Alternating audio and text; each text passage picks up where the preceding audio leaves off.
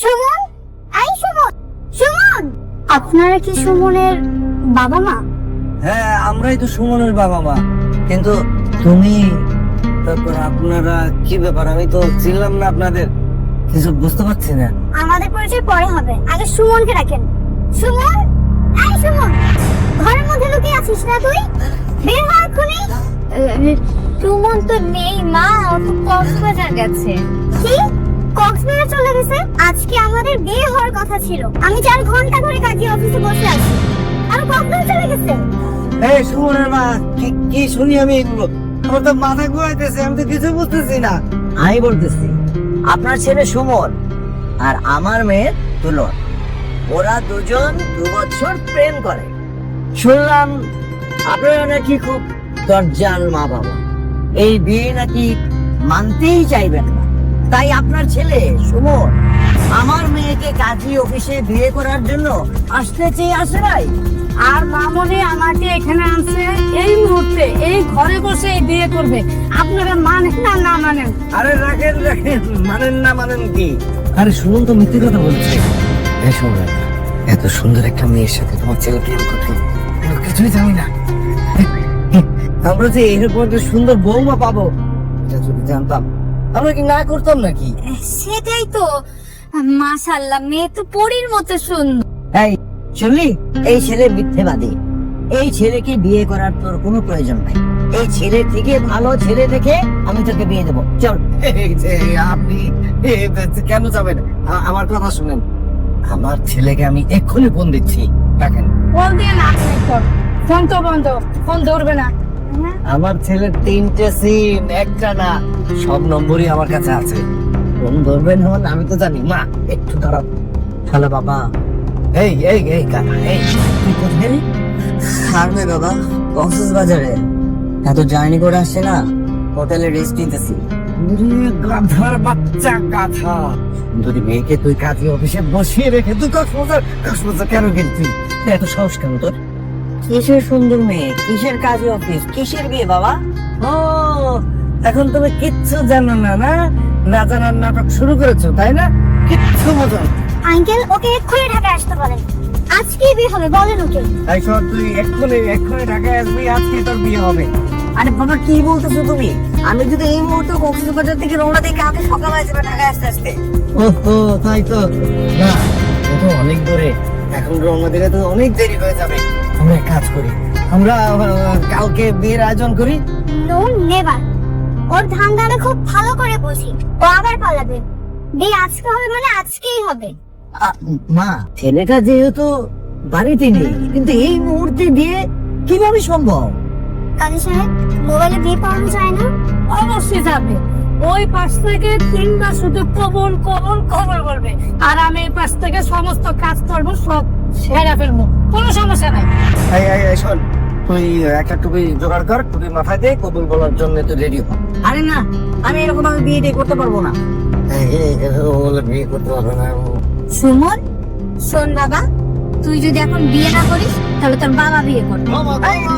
আমাকে এসবের চমৎকার ম্যাডাম, রাইডেন না ম্যাডাম, ইমোশনালি বলেন। শোন বাবা, তুই যদি বিয়ে না করিস আমি কিন্তু বিষ খাবো। আরে কি ধরনের কথাবার্তা বলতেছো?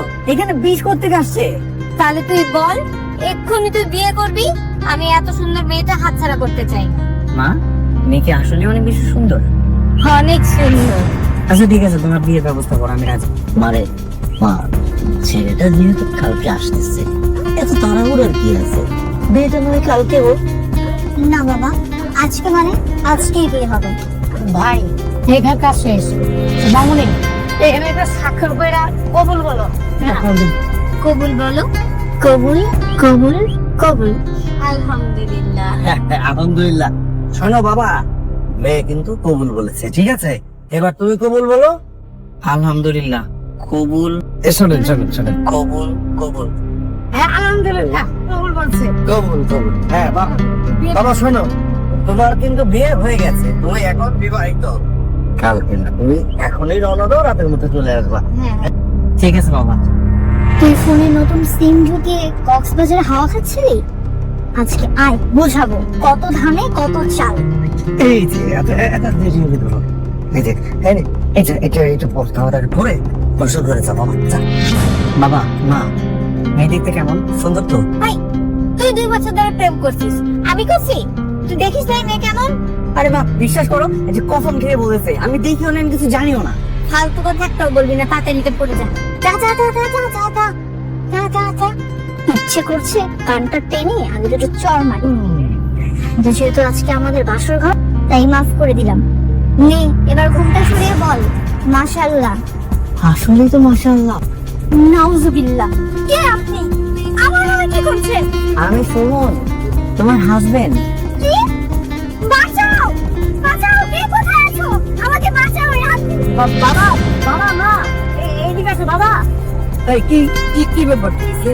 দেখেন না আঙ্কেল, এই ছেলেটা আমার সর্বনাশ করতে আমার রুমে চলে আসছে। এই মেয়ে কি আবল তাবল বকো, ও তোমার সর্বনাশ করবে কেন? ও তো তোমার হাজবেন্ড। ও আমার হাজবেন্ড হতে যাবে কেন? আমার হাজবেন্ড তো সুমন।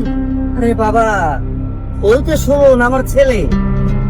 দেখেন এইটা হচ্ছে সুমন, আমার বয়ফ্রেন্ড, আপনাদের ছেলে। শোনো মা, আমি আমার সারা জীবনে এই একটা সন্তানই জন্ম দিয়েছি। এই গানটা সুমন, সুমনের কি আছে? মানে কি?